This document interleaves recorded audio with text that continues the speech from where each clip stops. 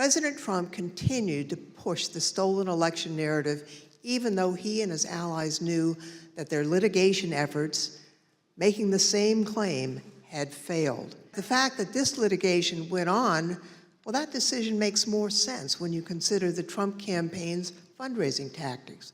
Because if the litigation had stopped on December 14th, there would have been no fight to defend the election and no clear path to continue to raise millions of dollars.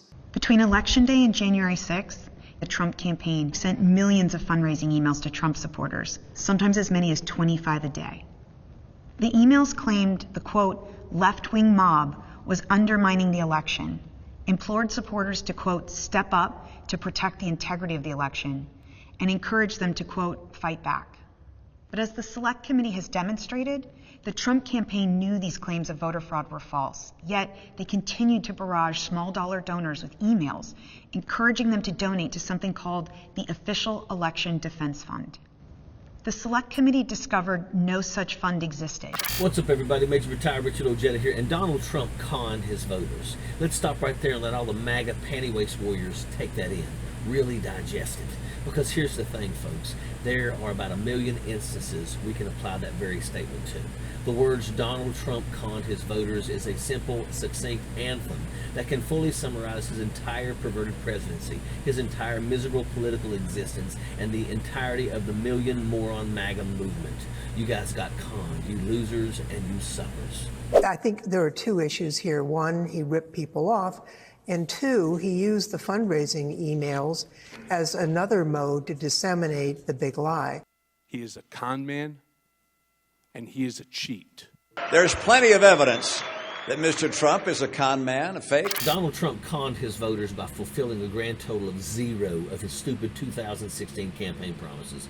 There is no GOP healthcare plan. Obamacare is not repealed or replaced, and that was day one objective. There is no border wall. The deficit was run up a mile by this moron, and congratulations, working people of America. You get to fund this corporate welfare thanks to the only thing Trump did put into law, which was his $1 trillion tax cut for the rich. Donald Trump conned his voters when he got himself off the hook on his first impeachment by convincing every last one of you to brown nose him until you suffocated.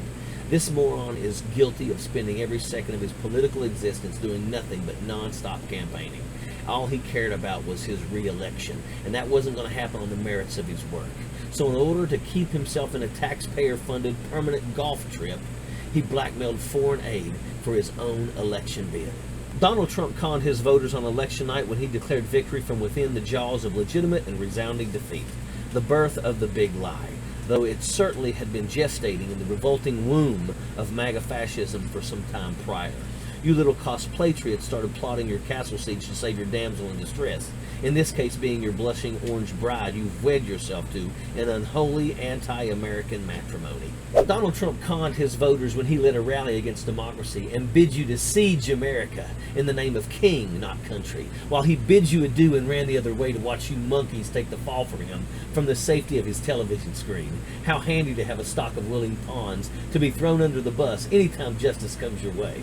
And then finally, Donald Trump conned his voters by continuing to fundraise to this very day on the idea that he's going to use your money to fix all the bigly wrongs done to him. He'll use your money to dig up Hugo Chavez from the grave and have him testify that he rigged the voting machines.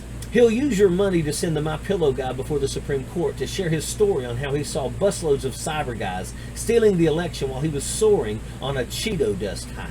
And please tell me, why does an alleged brilliant businessman who is supposed to have more money than God need your sub-minimum wage paycheck to save his neck?